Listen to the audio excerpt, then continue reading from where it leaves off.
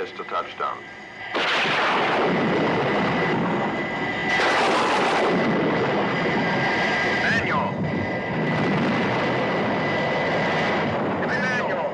On this episode of Old Joe's Reminiscence, when an Earthship crash lands on a distant planet, the craft's only surviving astronaut is dismayed to discover that he's really back on Earth. Or is he?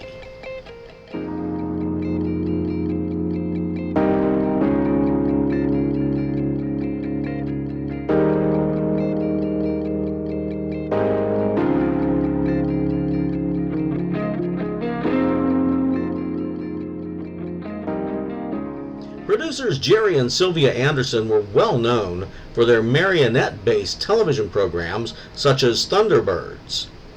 When the couple pitched a teleplay that they called Doppelgänger, their employer, Lou Grade, suggested that they offer it to Universal Pictures as a feature film. Jay Cantor at Universal wasn't thrilled with the script. For one, it was too long, 3 hours. After rewrites, he decided that it did show promise, with director Robert Parrish at the helm. Filming began in July of 1968 at Pinewood Studios. Location shots were filmed in England and Portugal. Director Parrish and the Andersons developed a strained relationship. He refused to film certain scenes, such as a female nude scene that Gerry Anderson desperately wanted to film. He stated that he would just end up deleting the scenes anyway. Creative differences led to director of photography John Reed's resignation from the film and the studio altogether. To contrast the film from their TV programs, the script contained some adult-themed material not typical of the Andersons. More than 200 special effects shots were filmed at Century 21 Studios using a 6-foot-long scale model of the rocket.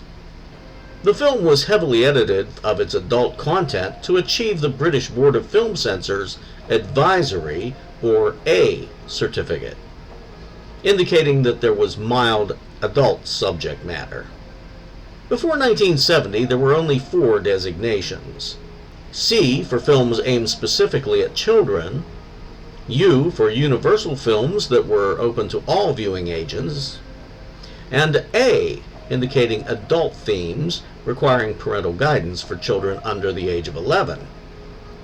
And X was used for films aimed specifically at the adult audience, to which only those 16 and over were admitted. Getting the A certificate took the better part of a year, with one final cut of a scene showing a packet of contraceptives, taking the film from an X to an A. It was rated G for general audiences when it was released in the United States. Our 1969 equivalent to an A certificate was M for mature audiences. I guess we were less strict about that. R was restricted, under age 16 requiring an accompanying parent or adult guardian. No one under 17 was admitted to X-rated films in 1969. Right before distribution, Universal Studios had determined that the word doppelganger might not make sense to many non-Europeans. I didn't know what it meant. They renamed it Journey to the Far Side of the Sun for distribution in the US and Australian markets. I was surprised to discover that the film actually hit our US movie theaters several months before its UK release. In the UK, the film was paired with Death of a Gunfighter as part of a double feature. Now, I don't know if that hurt or helped at the box office. Oddly, some of the British movie houses showed a version of Doppelgänger with an alternate ending, replacing the final somewhat disturbing scene with a voiceover. The top billing changes by distributor, too. A second U.S. run between Thanksgiving and Christmas didn't fare any better at the box office. Any way you look at it, the film was considered a flop. Gerry Anderson had been hoping that this film would be his meal ticket to movie production, but his hopes were crushed by the poor box office take, even though he'd always had success on television. Now, I debated whether to do this review and discussion, but this film has a healthy cult following, and I'm leading up to something that's coming a little later. Several of the film's cast members would join the Andersons in their live-action UFO series, or UFO as it's called in the UK, in 1970. The show would also reuse many of the film's props. Did you ever see the movie Doppelgänger? Or Journey to the Far Side of the Sun, as it was called here? If so, what did you think of it? Comment below when and where you first saw the film and which version it was. If you haven't seen it, I'm going to suggest that you find a copy and take a good look before you continue, because there will be spoilers as I blast off on my journey to the far side of the sun.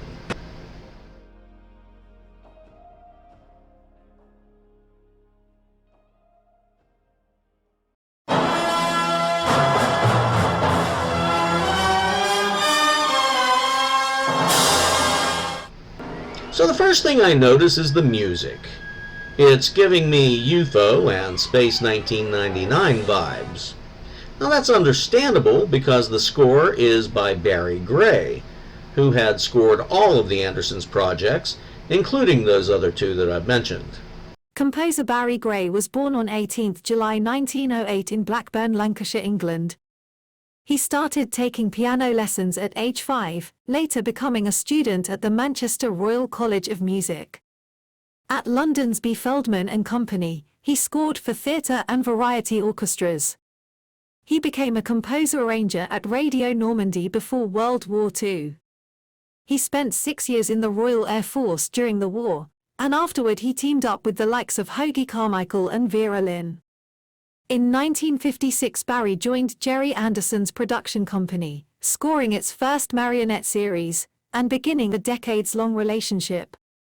Gray thought that the score for the film Doppelgänger, recorded in 3 studio sessions between the 27th and the 29th of March 1969, was his best.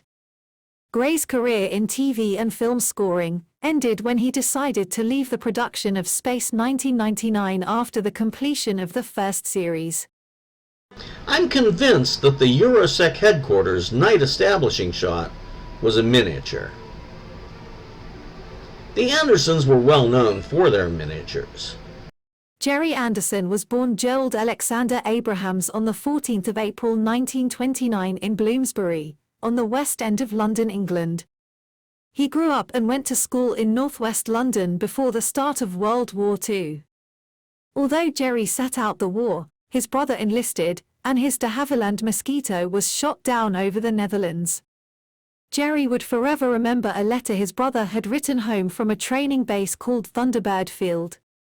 After the war, Gerry began a career as a photographer, and he did film editing at Gainsborough Pictures on Regent's Canal. In 1947, he was conscripted for mandatory national service with the Royal Air Force, and he was based at RAF Manston, near Kent.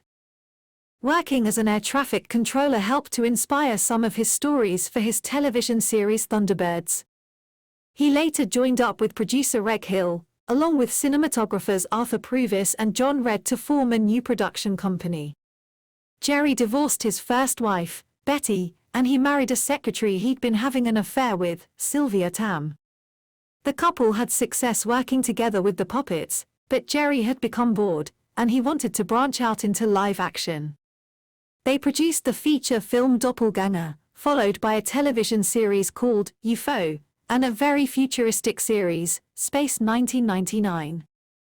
Gerry and Sylvia divorced after the final season of Space 1999, and Gerry went back to concentrating on puppets. Sylvia Anderson was born Sylvia Beatrice Thomas on the 25th of March 1927 in Camberwell, South London, England. She graduated from the London School of Economics and became a social worker.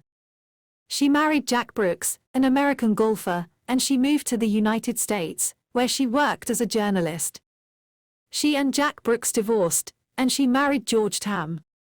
Sylvia returned to the UK in 1955 and she took a position as an office assistant at Gerry Anderson's film company. She and Gerry married in 1960, and they worked together on all of Gerry's projects. He was into the photography and special effects aspect of their work, while Sylvia worked on scripts, costumes, and voiceovers. Sylvia and Gerry divorced shortly after wrapping the final episode of their successful live-action show, Space 1999. After that, she published a novel and an autobiography, and she was known for her charity work.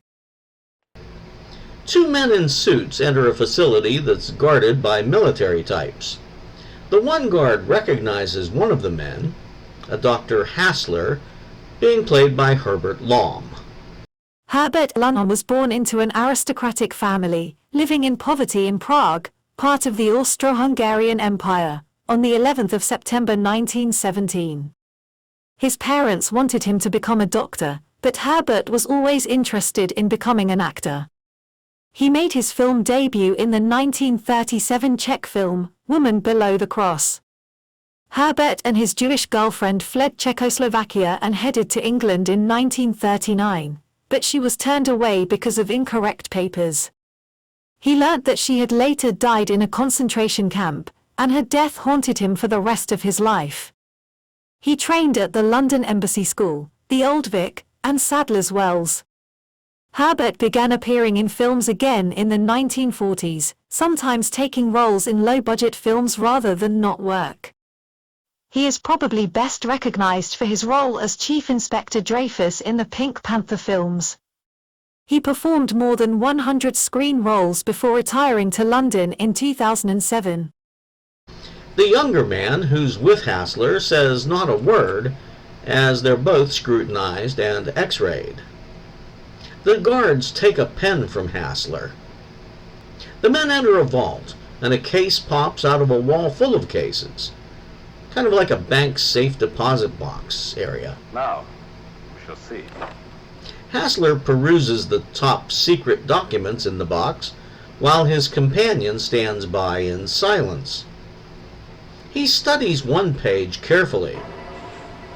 My mistake. You were right. I'm sorry. That's all right, Doctor. He speaks. The two men leave the vault. We cut to later. Hassler is in a dark room. Surely he wasn't able to take photographs of the secret material, was he? He reaches up and he removes a fake eye.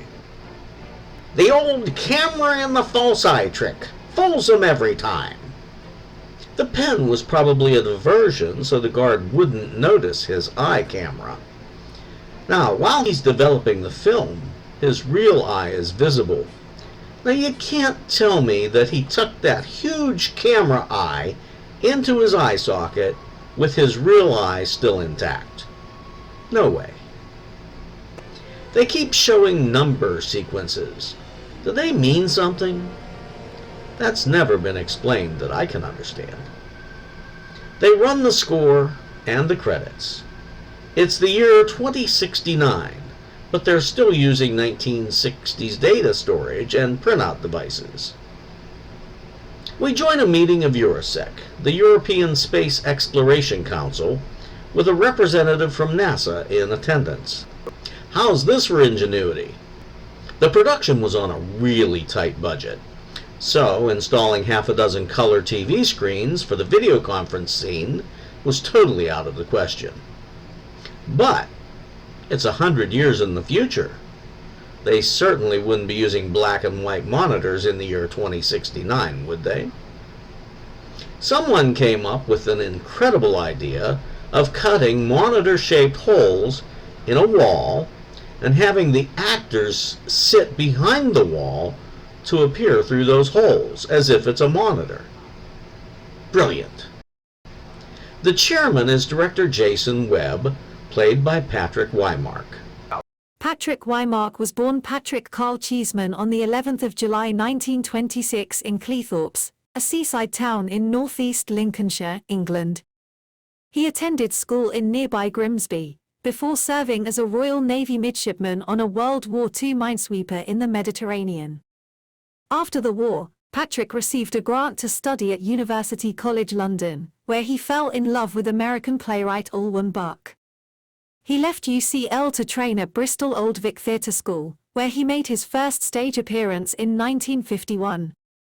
The prominent scar on his lower lip was a result of being thrown through the windscreen in a 1952 automobile accident, while on tour in Africa.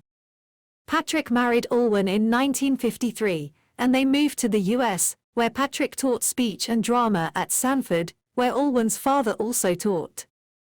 The Wymark name that Patrick chose to use on stage and screen came from Alwyn's maternal grandfather, writer William Wymark Jacobs. His first screen roles were in a couple of TV movies, The Merry Wives of Windsor and Othello, in 1955. Many more film and television roles would follow, but Patrick Wymark always returned to his love, the theatre. He was often drunk on set. Yet, many believe his to be the film's standout performance, even if his lines were slurred. He introduces project director John Cain, played by Ian Hendry, who received top billing in Doppelgänger's European release. Ian Hendry was born on the 13th of January 1931 in Ipswich, a port town in Suffolk, England. In school, Ian took an interest in the usual: boxing, cricket, and rugby, as well as drama, performing in several plays. He worked as a lorry driver, an auctioneer, and an estate manager before his 2 years of national service with the Royal Artillery. Back in civilian life, Ian got involved with a dramatics group, which prompted him to study at London's Central School of Speech and Drama. He trained with actors Jeremy Brett, the award-winning Vanessa Redgrave, and Judi Dench, considered one of Britain's greatest actresses. Hendry's professional career began in 1955, appearing in bit parts on the silver screen, on television, as well as on stage. By 1960, he had a recurring role on the television show, Police Surgeon, and he was getting roles in major films, such as Sink the Bismarck. He got the lead in the television show, The Avengers, in 1961, but left after the first series to pursue film work. He was considered for the role of Ian Fleming's James Bond, 007, in 1962. He was overlooked for many roles because he refused to wear a wig, as many balding actors did, and his drinking didn't help his career either. Ian Hendry was at the top of his game at the relatively young age of 53, when a stomach hemorrhage took his life on Christmas Eve in 1984. Cain plays the black and white images recorded by an unmanned probe sent to study the sun. When Sun Probe 1 was pulled off course by an unexpected gravitational force, it discovered a planet in an equal but exactly opposite solar orbit to our own. It is thus proposed that Eurosec launch a manned mission to explore this planet. Hearing that, the NASA liaison requests that a scrambled satellite call be put through to NASA HQ. It's already in hand. I almost didn't recognize him without his white wig. NASA's liaison, David Polson, is played by Edward Bishop. The American actor known as Ed, or sometimes Edward, Bishop, was born George Victor Bishop on the 11th of June 1932 in Brooklyn, New York. He attended Peekskill High School before serving with the U.S. Army's Armed Forces radio station at St. John's, Newfoundland. He enrolled at Boston University, majoring in business administration, but he disappointed his parents and transferred to drama. With his degree in theatre arts, Bishop won a scholarship to study at the London Academy of Music and Dramatic Art, graduating in 1959. He discovered that it was easy to find work in the British theatre and film industries, but there was already an actor named George Bishop. Ed had been married briefly to Jane Thwaites in 1955, but they divorced years before he married his second wife, Hilary Preen, in 1962. Using the stage name Edward Bishop, he returned to New York to appear on Broadway in The Rehearsal in 1963, before returning to England. He jumped the pond repeatedly, during a career that bounced him between the US and England, where he lived with his wife and children. He was a favorite of Gerry and Sylvia Anderson, who used him in many of their productions, most notably as the lead of their 1970 series, UFO. Ed had a blonde wig from the production of UFO that he took to sci-fi conventions after retiring with his third wife, Jane Skinner. The woman Poulsen asked to place that call was Lisa Hartman, played by then 26-year-old Austrian actress Lonnie von Friedel. Some of the censored scenes were of a married astronaut pursuing an affair with Miss Hartman. When Jason Webb estimates the cost of the manned mission, he quotes 3,000 million pounds sterling.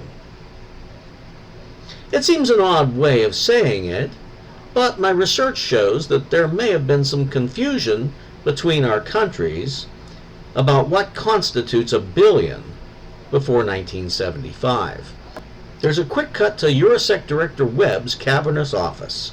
Webb and John Kane are discussing where they'll get the funds for that manned mission.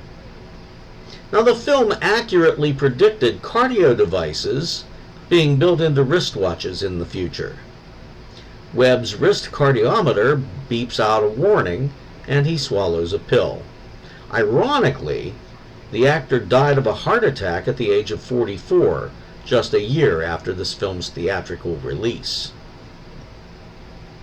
Funny, he looked much older than 44 to me. Anyway, Kane leaves and David Poulsen enters the office. Poulsen takes his scotch straight, and Webb wants him to give it to him straight, too. Poulsen says it's a no-go. We discover a new planet in our own solar system. Military and scientific implications beyond comprehension. We ask our friends for a few dollars, and it's no-go. $1 billion, Jason. Cheap at twice the price. Webb calls for Pam Kirby, his secretary, played by Norma Ronald. Now, Miss Ronald would later appear in 10 episodes of UFO. After Webb gives her some instructions, Miss Kirby hands him an envelope from Mr. John Kane. It's a resignation letter. The cars being used are Ford Zephyr chassis with futuristic bodies on them, manufactured by Allen Mann Racing under the supervision of automobile designer Leonard Bailey. The gull-wing doors were operated by hand. They were also reused in the UFO television series. Webb gets a visit at home from Lisa Hartman and Mark Newman, played by George Sewell. British actor George Sewell was born in East London on the 31st of August 1924. He quit school at age 14 and he went to work for a printer, and later repaired bomb-damaged houses. When he was old enough, Sewell trained with the Royal Air Force, but he was too late to see action in the Second World War. He joined the Merchant Navy, working in the engine rooms of the Cunard Line's transatlantic ships RMS Queen Mary and RMS Queen Elizabeth. He held other odd jobs until 1959, when a chance meeting in a pub prompted the 35-year-old to pursue an acting career. He started acting in a theatre workshop and moved up until he was eventually starring on Broadway. His rough face led to George being cast as villains in gritty law enforcement, as in the 1969 sci-fi thriller, Journey to the Far Side of the Sun.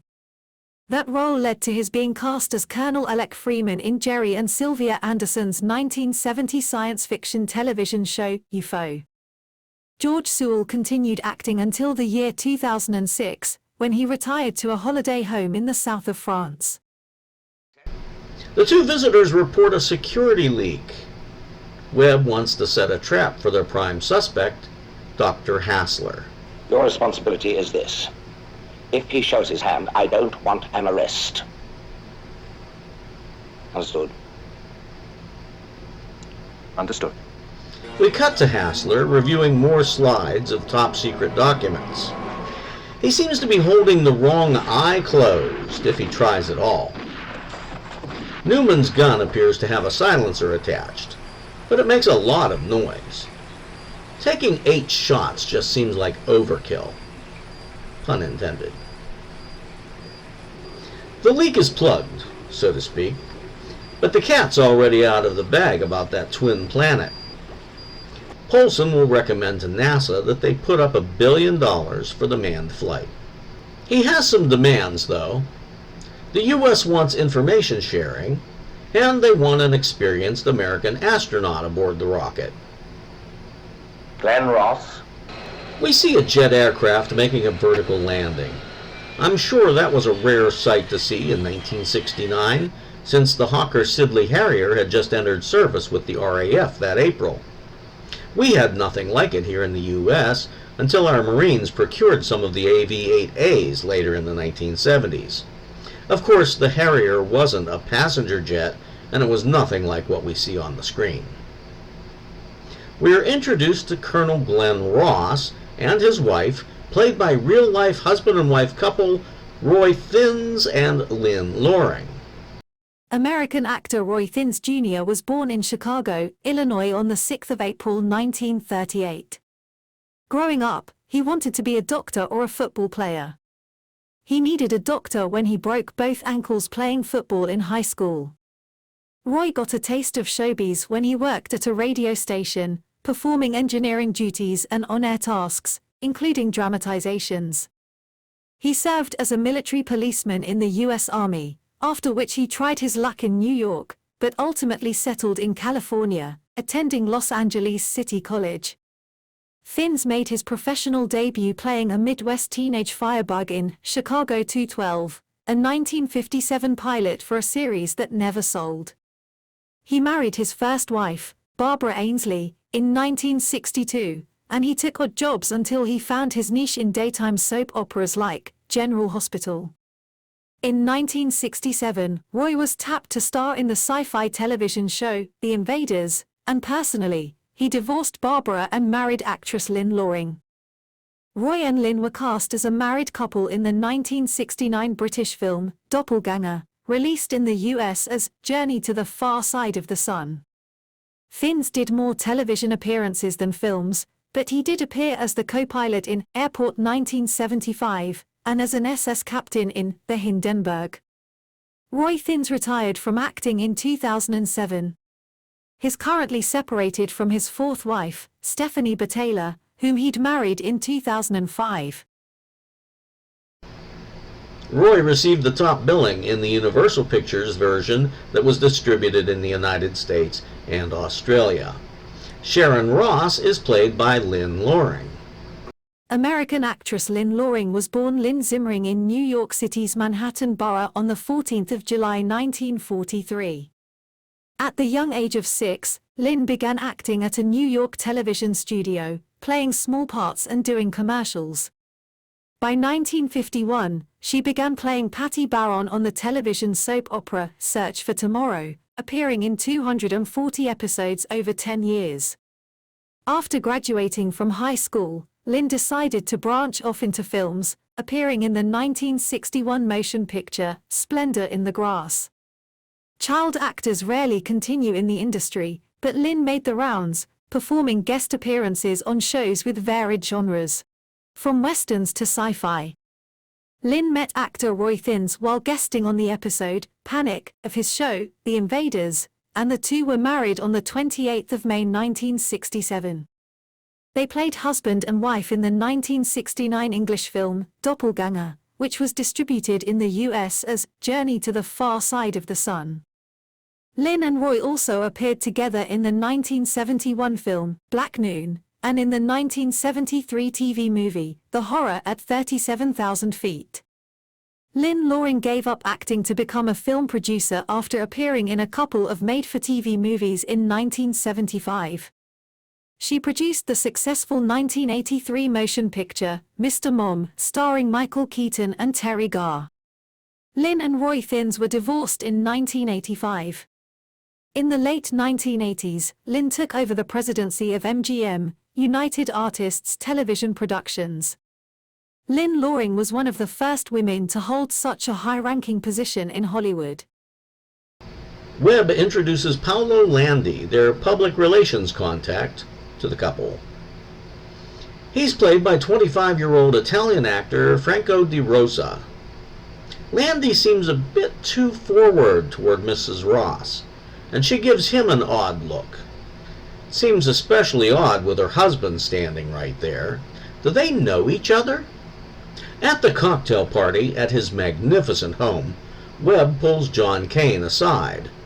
He suggests that Kane be the one to accompany Colonel Ross to the new planet. Me? That doesn't appeal to you? You must be joking. For growing you. They play a short clip that I would have cut, because it looks terrible. I'm talking the Star-Lost level terrible, in which Jason Webb and Colonel Ross and John Kane step to a railing. There's a chroma key background insert of a rocket behind them. I think it would have worked just as well without that 4-second clip. Similarly, there's a second chroma key clip of two men directing a space capsule into place. It's distracting and totally unnecessary to the story. The following day, the astronauts start training. The sight of John Kane being helped out after the centrifuge training was almost comical. Then, they cut to the rocket sled, and my mind immediately went to Don Knotts' comical mishap in The Reluctant Astronaut. Glenn Ross is waiting up when Paolo drops Sharon off late that night. She's wearing a fabulous-looking mini dress. She unzips and heads to the shower. Her husband follows her, and they discuss his health. His checkup says that everything's all right. Good. Everything's all right. You're subjected to radiation effects, and that's why we can't have children. Doctors say different. She wraps a towel around herself and steps out.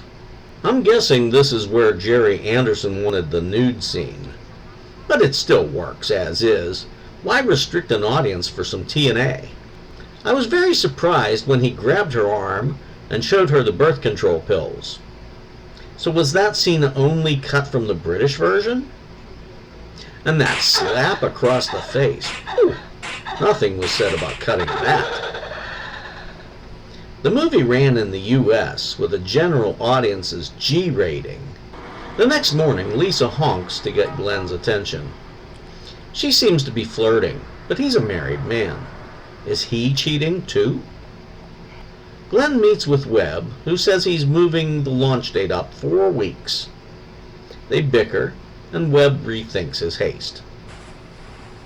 2 weeks.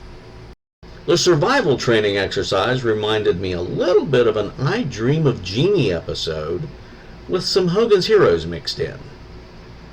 Once they're back at the base, they're given wrist implants so they can be hooked up to a heart, lung, and kidney machine while they're in space. Everything is on schedule for launch in less than 8 hours. Lisa comes to wish Colonel Ross luck. They share a longing look and a smile. Then they head up to the capsule to prepare for launch. The astronauts shake hands with Jason Webb before taking their places. When they're positioned and hooked up, they go through a checklist. We're told the Colonel's been to Mars. He's showing a normal pulse and blood pressure. Kane's heart is racing, and his pressure's sky high. They lift off, not unlike many of the NASA missions of the period.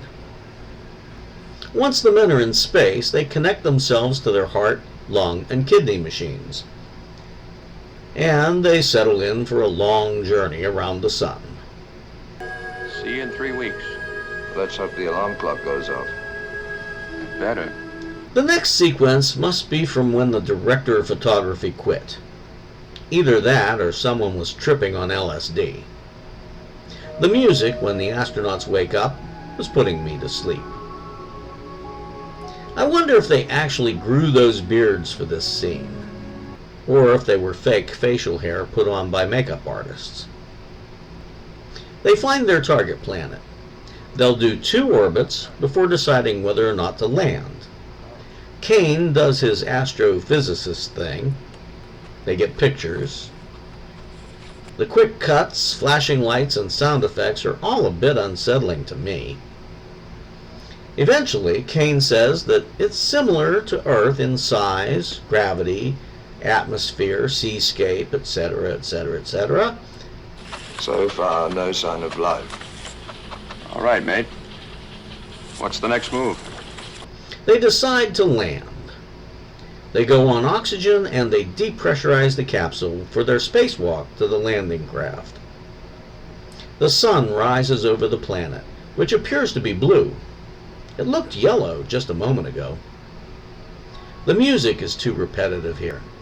I tire of hearing it as they float from one spacecraft to the other. It's almost like watching Mr. Rogers and Mr. McFeely viewing a video on picture-picture. They fire up the landing craft. Its guidance system should set them down within a few miles of Kane's pre-selected landing site. Some astrophysicist, this landing site he's chosen for them is rocky as hell. They're only minutes from touchdown when an electrical storm knocks out their guidance computer. They switch to manual, but there's nowhere smooth to set her down. They hit a rock formation and they crash. There's a saying that any landing you can walk away from is a good landing. This wasn't a good landing. Not by any definition of the term. John is thrown free of the wreckage. He's on fire. He wiggles and rolls to put the flames out. Then he goes back in for Glenn. As John drags Glenn to safety, their landing craft explodes. Then it's Glenn's turn to come to. He's working to get John out of his suit when a searchlight moves across the sky toward them. I thought John said there was no signs of life. I hope they're friendly. Glenn carries John away, but he comes to a cliff. Was this the best landing area John could have come up with? Maybe they should have done more orbits. A humanoid figure comes floating toward them. Glenn goes for his gun, but the humanoid creature knocks it away. John watches in stunned disbelief as Glenn is hauled away into the sky. Once Glenn is safely deposited aboard an aircraft, the humanoid figure removes a mask and his helmet. Do you speak English? I'm Air Sea Rescue. Anthony Chin was born in Georgetown, Guyana, to Brazilian and Chinese parents in 1930. He made his film debut in 1957, and he moved to London in 1961. He appeared in 4 James Bond films, Dr. No, Goldfinger, You Only Live Twice, and A View to a Kill. He also appeared in 2 Pink Panther installments, The Pink Panther Strikes Again, and Revenge of the Pink Panther. As with several other actors, an appearance in Doppelgänger led to further appearances in the Andersons' UFO serial. He was cast as Mohan in the 1985 film Raiders of the Lost Ark. Anthony Chin worked mostly in British stage, film, and television productions in a career that lasted more than 4 decades. He leaves Glenn to go back down for John. Glenn is on a heart-lung-kidney machine. His face has been shaved. Certain things don't add up, and Jason Webb wants to get to the bottom of it.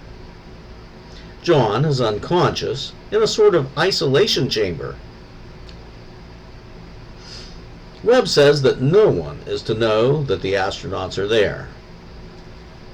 Mark Newman wonders if he should inform Mrs. Ross. Webb says they'll tell her eventually. He gives orders for secrecy to Dr. Pontini, played by Philip Madoc.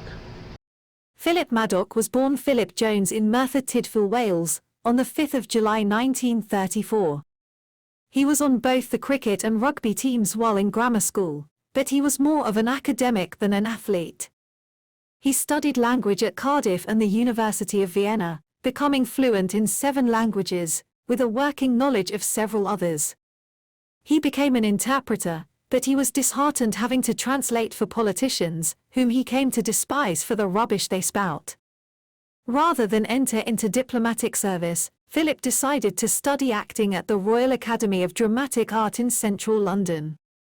By the early 1960s, Philip was performing on stage with the Welsh Theatre Company and the Royal Shakespeare Company. He was also doing occasional television appearances, and by 1965, Philip was getting motion picture roles. His knowledge of languages came in handy, as he was often cast as a German soldier. When he appeared in the film Doppelgänger, it led to further appearances on UFO and Space, 1999. Philip Maddock appeared in more than 150 screen productions. Later, Pontini reports to Webb. He begins to give the director a rundown of the two men's conditions. Is he fit? I don't want details. I only want to know one thing. Is he fit for questioning? Yes. He is. Colonel Ross is escorted to a room with a chair in a sunken recess. Mark Newman and Lisa Hartman enter. She's reluctant. Do I have to go through with this? It's your job. The two take seats on opposite sides of the interrogation room. They grill the colonel, asking why they turned back and returned to Earth. Colonel Ross insists that they reached the new planet and crashed on it. The fact that he's in the room with them proves otherwise. It takes 3 weeks to reach the planet, 3 to return. Since they returned after only 3 weeks, they must have turned back. Plain and simple. Webb says that there are 2 possibilities. 1, Ross aborted the mission and turned back. If that was the case, he denied for obvious reasons. 2, Ross genuinely believes he made the journey to the new planet. And he is as surprised as we are that when he landed, he found himself back on Earth. Webb prefers to believe that second scenario. Then he poses a question that's been bothering me for the last 15 minutes. Why was there no sign of life on his electronic survey? Well, that could be explained. Their orbit took them over the Pacific, the Atlantic, and the poles. What few land masses they crossed are mainly uninhabited. All right. So we prefer the second theory. So they must have gotten turned around in space while they were asleep. But how? When Glenn's released, his wife drives him home. She also wants to know why he turned back.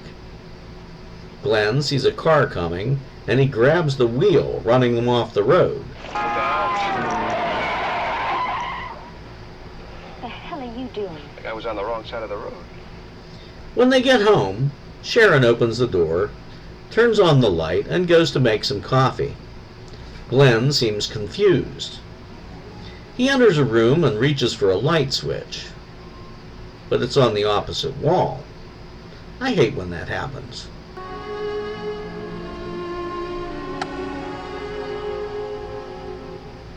Sharon, what's going on? Sharon! What is it, Glenn? You know damn well what it is, this room. What about the It's room? changed. Everything has changed. What the hell's happened here? She places a phone call to Dr. Pontini. Well, some disorientation isn't unusual after a protracted period in space. I understand that, but it's never happened on any previous space flights. All right, keep me informed. If things get worse, I promise immediate action.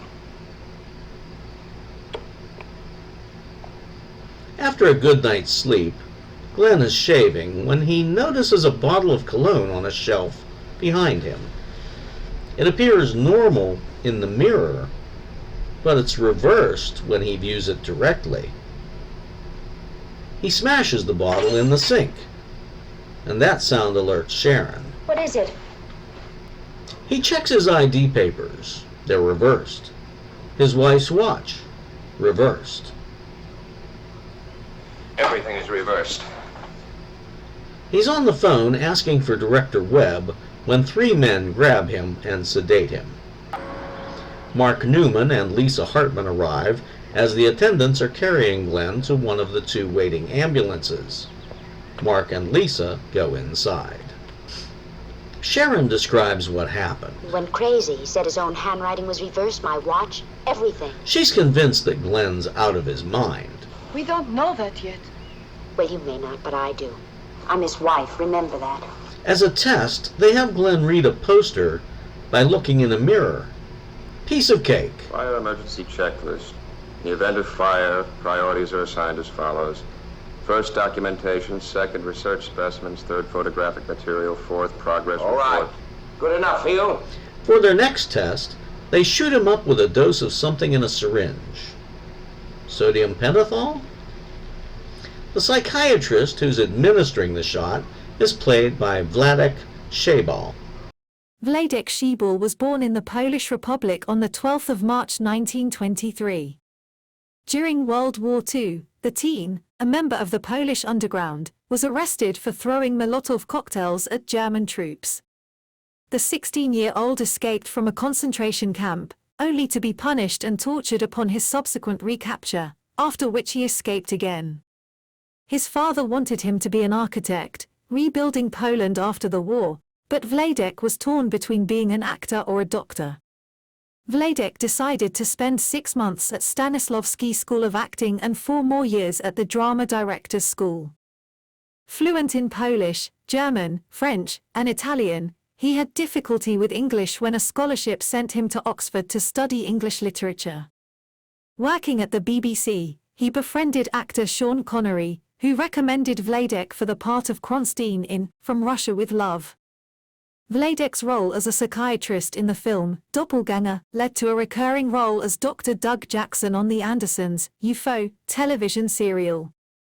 Recognized for his role as Kronstein, Wladek Szybal is also known for his role as Red Army General Brachenko in the 1984 film Red Dawn.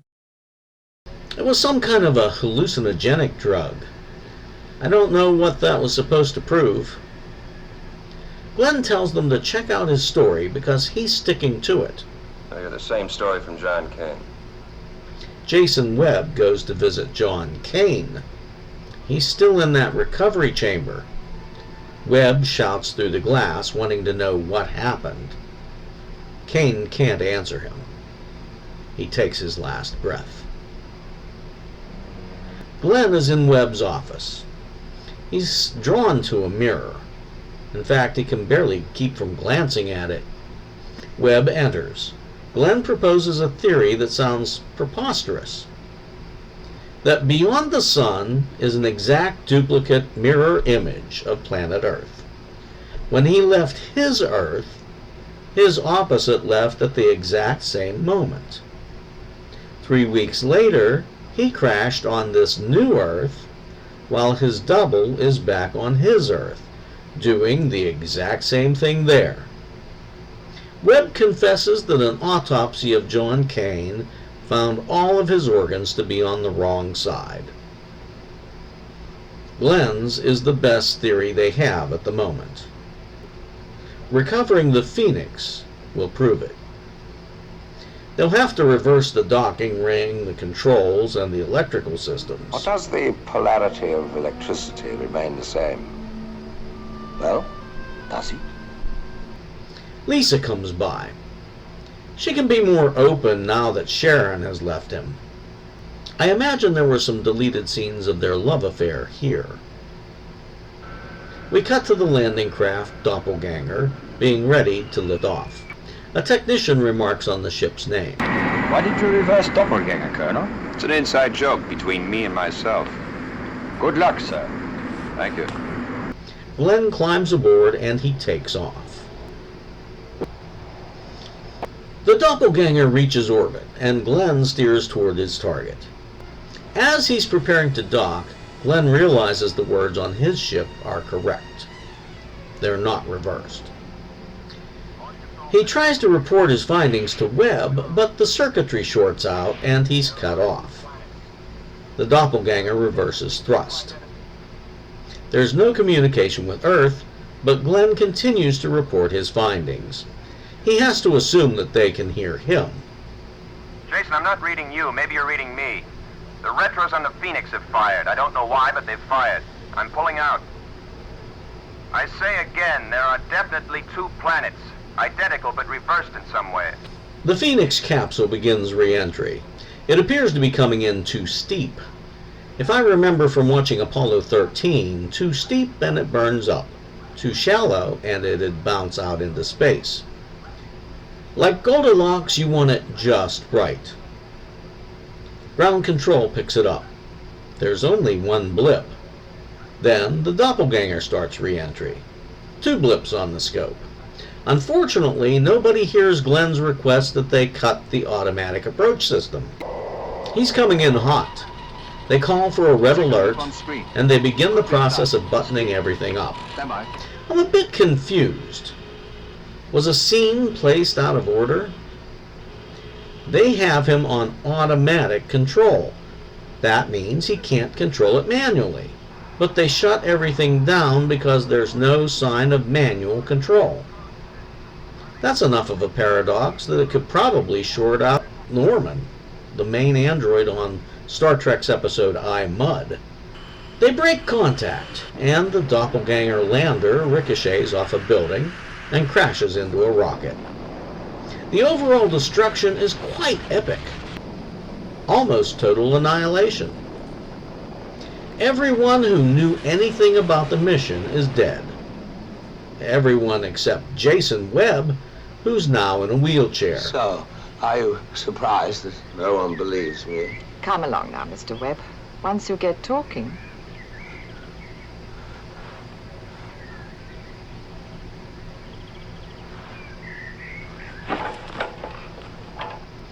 In an uncredited role played by Scottish-born actress Annette Kerr, a nurse tends to Mr. Webb. She wheels him back to the mansion, leaving him in the hall dozing in his wheelchair while she goes into a room. At first, I thought she was going in to turn down his bed, but then I heard her faintly talking in the background. I think she's calling a doctor or an ambulance for Mr. Webb. He awakens, staring into the mirror down the hall. Now this would be where some of the European prints add the voiceover. It's an audio clip replay of Glenn Ross saying, "Jason, we were right. There are definitely two identical planets." And they end the film right here. That's all well and good, but there's one major flaw with that alternate ending. Due to the electrical short and its subsequent communications failure, Webb never heard Ross say that line for him to be remembering it here. In the US, we saw Webb propel his chair forward. He pushed it ever faster and faster until a final merging with his doppelganger as he crashes in the mirror.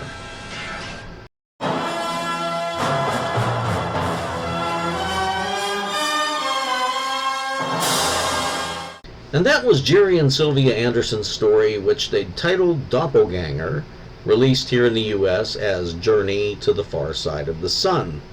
I've seen the film many times before, so it was a bit difficult trying to write my narrative as if I didn't know what was going to happen next. I did. Some things that happen are difficult to fathom. For instance, it took Glenn Ross far too long to realize that things were different. I mean, just buttoning his shirt would have thrown him off. But now that I think about it, let me check something.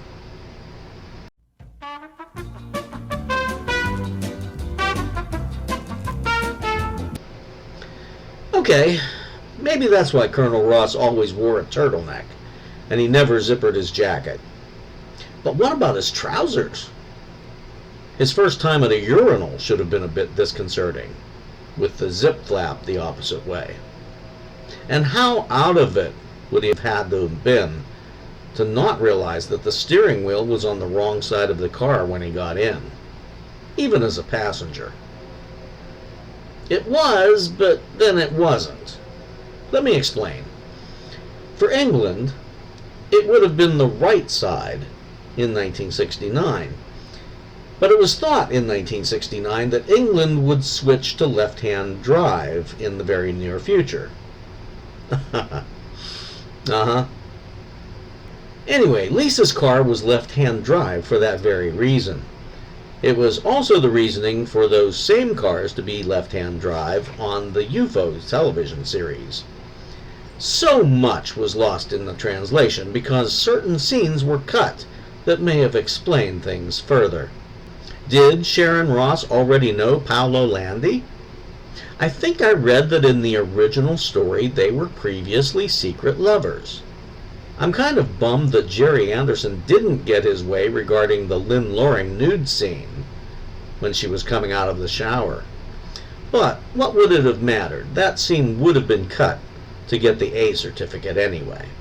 I also wonder if she had agreed to do a nude scene when she signed on to play the role of Sharon Ross. Remember, Roy Thin-ess and Lynn Loring were married in real life. I think it would be more than a little awkward being filmed au naturel with her husband standing right there. Actress Tisha Sterling was originally cast as Sharon Ross, but an illness had sidelined that actress.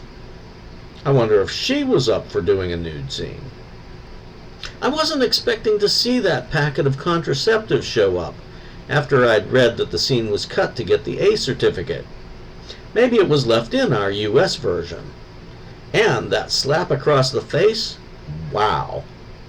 I'm curious, was it cut or left in when the film was shown on the big screen in England and continental Europe? Let me know if you know. Roy Thin-ess and Lynn Loring were later considered when the Andersons were casting Space 1999. Sylvia Anderson vetoed the couple for the show because Roy had acted like too much of a diva when shooting this film. But they ended up having difficulty anyway because Martin Landau and his wife Barbara Bain demanded superstar treatment during the production. Now, speaking of trouble, Patrick Wymark and Ian Hendry would both get so drunk on their lunch breaks, the director was forced to film all of their scenes in the morning. There are pages full of minor goofs listed for this film. But the one that interested me most was this. If Colonel Ross visited the planet Mars twice, he should have met his doppelganger there. It's interesting for several reasons. First, does everything have to be duplicated exactly on both Earths? Good question. 2. Mars would likely be in apogee to the other Earth when it's in perigee to our Earth. That would make Mars missions from both Earths at the exact same moment nearly impossible. And there can't be a mirror Mars. That would have been noticed because of the variations in the planetary orbits and the other planets in our solar system. Earth is the only planet that takes 365¼ days to orbit the Sun. So, those are my thoughts on Journey to the Far Side of the Sun. What are yours? I'm thinking of doing Gerry and Sylvia's UFO, but I don't really want to devote an entire year to the show. Maybe I'll just do the first episode to see what viewership is like. What do you think? Let me know your thoughts in the comments. Also, remember to like, subscribe, and activate the notification bell so you know when I post my next episode of Old Joe's